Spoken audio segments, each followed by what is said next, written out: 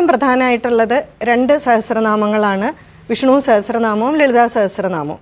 പക്ഷേ മുരുകന് സഹസ്രനാമമുണ്ട്, ഗണപതിക്ക് സഹസ്രനാമമുണ്ട്, ഹനുമാൻ സ്വാമിക്ക് സഹസ്രനാമമുണ്ട്, കാളീദേവിക്ക്, ഗായത്രി ദേവിക്ക് എല്ലാവർക്കും സഹസ്രനാമമുണ്ട്. ഈ സഹസ്രനാമം ഓരോന്നും ചൊല്ലിയ ഒരു രംഗം പലപ്പോഴും ഈ സഹസ്രനാമത്തിൻ്റെ പൂർവ്വഭാഗത്തിൽ തന്നെ കാണാൻ സാധിക്കും. സഹസ്രനാമത്തിന് പലപ്പോഴും ഒരു 3 ഭാഗമാണ് ഉണ്ടാകുന്നത്. ഒന്ന് പൂർവ്വഭാഗം, സഹസ്രനാമം തുടങ്ങുന്നതിന് മുമ്പുള്ള ഒരു ഭാഗം, അതിലാണ് ഇതിൻ്റെ ഒരു രംഗം എന്താണ് എന്ന് അവതരിപ്പിക്കുന്നത്. പിന്നെ സഹസ്രനാമം കാണും, അത് കഴിഞ്ഞൊരു ഭാഗം, അതിലാണ് ഫലശ്രുതിയൊക്കെ പൊതുവെ പറയാറുള്ളത്. അപ്പോൾ ഏകദേശം ഒരു സഹസ്രനാമത്തിൻ്റെ രൂപം ഈ രീതിയിലാണ്. പിന്നിവിടെ പ്രധാനമായും വിഷ്ണു സഹസ്രനാമം കൂടുതലായിട്ടൊന്ന് പറയാമെന്ന് വിചാരിക്കുകയാണ്. അത് കഴിഞ്ഞിട്ട് നമുക്ക് സമയമുള്ളതുപോലെ ബാക്കിയുള്ളതൊക്കെ ഒന്ന് പരാമർശിച്ചു പോകാം. പിന്നെ ഒരു സമയം എന്തെങ്കിലും കിട്ടുവാണെങ്കിൽ നമുക്ക് ഓരോന്നും ഡീറ്റെയിൽ ആയിട്ടൊന്ന് നോക്കാം. അതുപോലെ തന്നെ ഇവിടെ നാമങ്ങൾ എടുത്ത് പറയാൻ മാത്രം ഓരോന്നും അർത്ഥം പറയാനുള്ള സമയമില്ല. മൊത്തത്തിൽ സഹസ്രനാമത്തിനെ പറ്റിയുള്ളൊരു ചിന്തനം അതാണ് ഉദ്ദേശിക്കുന്നത്. ഒരുപക്ഷെ ഇനി പറയാൻ പോകുന്ന ചില കാര്യങ്ങളൊക്കെ നിങ്ങൾക്കറിയാവുന്നതായിരിക്കും, പ്രത്യേകിച്ച് വിഷ്ണു സഹസ്രനാമത്തിനെ പറ്റിയുള്ളത്. എങ്കിലും ഭഗവത് കാര്യങ്ങൾ വീണ്ടും ആവർത്തിച്ച് കേൾക്കുന്നതിൽ തെറ്റില്ല.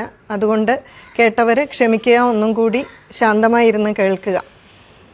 വിഷ്ണു സഹസ്രനാമം ഭീഷ്മ പിതാമഹനാണ് യുധിഷ്ഠിരന് ഉപദേശിച്ചത്. ഇത് മിക്കവാറും എല്ലാവർക്കും അറിയാവുന്ന ഒരു കാര്യം തന്നെയാണ്. മഹാഭാരതത്തിലാണ് വ്യാസഭഗവാൻ ഈ രംഗം ഉൾക്കൊള്ളിച്ചിട്ടുള്ളത്.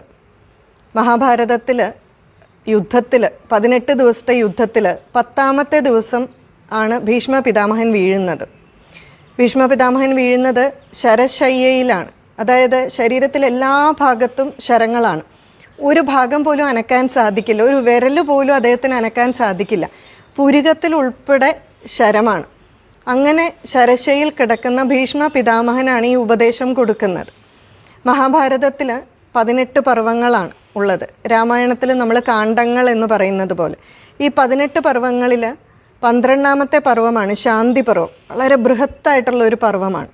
13ാമത്തെ പർവ്വമാണ് അനുശാസന പർവ്വം. ഈ 2 പർവ്വങ്ങളിലുമായിട്ടാണ് ഭീഷ്മ പിതാമഹൻ്റെ ഈ ഉപദേശം മുഴുവൻ കാണിക്കുന്നത്. 500 അധ്യായങ്ങളിലായിട്ടാണ്. അപ്പം ഒന്ന് ആലോചിച്ച് നോക്കുക എത്രമാത്രം ബൃഹത്താണ് എന്നുള്ളത്. അനുശാസനം എന്ന് പറഞ്ഞാൽ ഒരു ഉപദേശം കൊടുക്കുക, ഒരു രാജാവിന് വേണ്ട ഉപദേശങ്ങളൊക്കെ കൊടുത്തു എന്നുള്ള രീതിയിലാണ് ഈ ഒരു പേര് വന്നിരിക്കുന്നത്.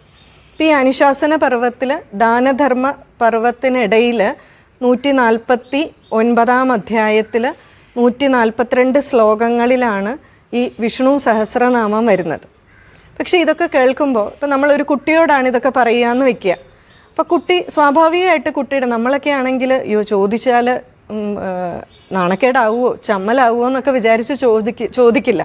നേരെ മറിച്ച് ഇത് ഒരു കുട്ടിയോടാണ് പറയുന്നതെങ്കിൽ കുട്ടി ചോദിക്കും, ഇത്രമാത്രം വേദനയൊക്കെ സഹിച്ച് ശരശയിൽ കിടക്കുന്ന ആൾക്ക് ഇത്രയും നേരം ഉപദേശമൊക്കെ കൊടുക്കാനുള്ള ആരോഗ്യമുണ്ടോ, മനസ്ഥിതി ഉണ്ടോ ശാന്തമായിട്ട് കിടന്ന്?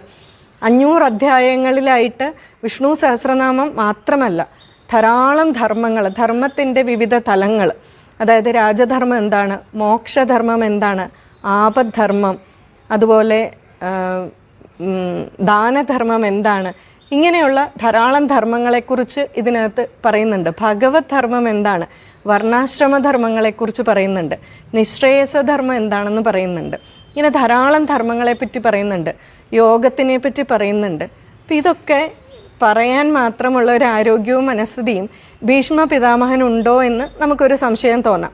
അതുകൊണ്ട് മഹാഭാരതത്തിലെ ആ രംഗം നമുക്കൊന്ന് മനസ്സിലാക്കാൻ ശ്രമിക്കുന്നത് നല്ലതായിരിക്കും. അതായത് കുരുക്ഷേത്ര യുദ്ധമെല്ലാം കഴിഞ്ഞു, പഞ്ചപാണ്ഡവർ വിജയശ്രീലാളിതരായി, യുധിഷ്ഠിരൻ്റെ സിംഹാസന ആരോഹണം കഴിഞ്ഞു. എന്നാൽ യാതൊരു തരത്തിലുള്ള മനസമാധാനവും യുധിഷ്ഠിരനില്ല. കാരണം എന്താണെന്ന് വെച്ചാൽ ഇവിടെ നടന്ന ഈ ഹത്യയ്ക്ക് മുഴുവൻ താനാണ് കാരണക്കാരൻ എന്നുള്ള ഒരു കുറ്റബോധം ഇത് എല്ലായ്പ്പോഴും യുധിഷ്ഠിരനെ അലട്ടിക്കൊണ്ടിരിക്കുകയാണ്. കുറച്ചൊന്നുമുള്ള ആൾക്കാരല്ല മരിച്ചത്, 39 ലക്ഷം ആളുകളാണ് മരിച്ചത്.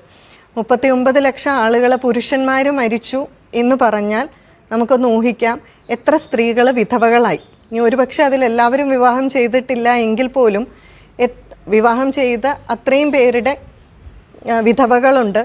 അതുപോലെ തന്നെ എത്രയോ അച്ഛനമ്മമാർക്ക് മകനില്ലാതെയായി, എത്രയോ കുട്ടികൾക്ക് അച്ഛനില്ലാതെയായി.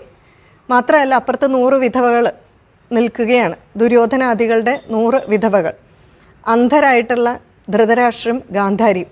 അപ്പം ഇവരെ എല്ലാം കാണുമ്പോൾ വളരെയധികം ദുഃഖമുണ്ട്. അതോടൊപ്പം ഭീമൻ ഇതുവരെ ക്രോധമൊന്നും ഒടുക്കാൻ സാധിച്ചിട്ടില്ല.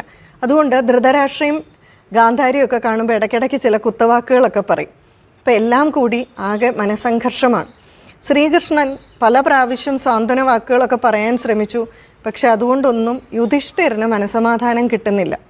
അപ്പം പിന്നെ എന്തു ചെയ്യും? നമ്മൾ അമ്മമാർ വഴക്ക് പറഞ്ഞാലും പിന്നെ അമ്മയുടെ അടുക്കൽ പോകും എന്നുള്ളതുപോലെ തന്നെ വീണ്ടും യുധിഷ്ഠിരൻ ശ്രീകൃഷ്ണ ഭഗവാന്റെ അടുത്തേക്ക് പോവുകയാണ്. അപ്പം അങ്ങനെ ഒരു ദിവസം ശ്രീകൃഷ്ണ ഭഗവാന്റെ അടുത്തേക്ക് പോകുമ്പോൾ ശ്രീകൃഷ്ണ ഭഗവാൻ ധ്യാന നിമഗ്നനായിട്ടിരിക്കുന്നതാണ് കാണുന്നത്. അപ്പോൾ യുധിഷ്ഠിരൻ വിചാരിച്ചു